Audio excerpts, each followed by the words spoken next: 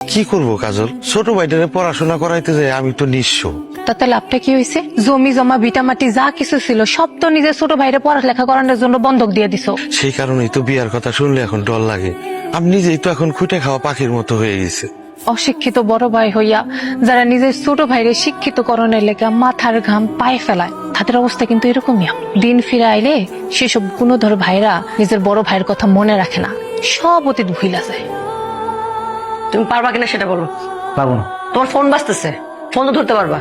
Mister Masud, কেন বারবার phone দিয়ে ডিস্টার্ব করতেছেন? আপনি কি আমাকে ঘুষের অফার দিতেছেন? এটা ভুলেও করবেন না প্লিজ, একদম না। আমি আপনার ফাইলটা কালকে চেক করব, চেক করার পর যদি মনে হয় ফুটওভার ব্রিজের কাজটা আপনি পাবেন তাহলে অবশ্যই আপনাকে আমি দিব, কোনো সমস্যা নেই। প্লিজ এভাবে ডিস্টার্ব করেন না ফোন দিয়ে, আর ঘুষের কথা একদম বলবেন না। রেখে দিলে ফোনটা। তোমার কি বাপদাদার জমিদারি আছে জামিন?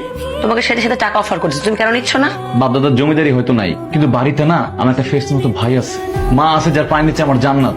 অথচ তোমার জন্য সেই ভাই সেই মা আমাকে ভুল বুঝতে বসেছে। কতদিন তাদেরকে দেখি না, কথা বলি না, ভাল লাগে না। শুরু হয়েছে, কতদিন দেখি না, ভাল লাগে না। শোনো, তোমার ছেলে মেয়ে হওয়ার বয়স হয়ে গেছে, এখনো ভাইয়ের জন্য মায়ের জন্য প্যান প্যান করে কান্না করো। তো যখন কান্না আসে তাহলে বিয়ে করছিলে কেন? মা আর ভাইয়ের সাথে থাকতে পারলা না? বাবা রে সুরজ, ও বাবা আমি আর সহ্য করতে পারতেছি না। সুরজ বাবা, বাবা আমি আর সহ্য করতে পারতেছি না।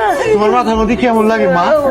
আমার মাথার মধ্যে কেমন করতেছে যে, বাবা মনে হইতেছে, বাবা মনে হইতেছে আমার মাথার মধ্যে হাতুড়িতে বাড়ি মারতেছে, আমি সহ্য করতে পারতেছি না। আমি তোমার এখন ওষুধ খাওয়াচ্ছি। ও বাবা আমি ব্যথা সহ্য করতে পারতেছি না। কি ব্যথা রে আল্লাহ, কি ব্যথা দিলা আমার আল্লাহ।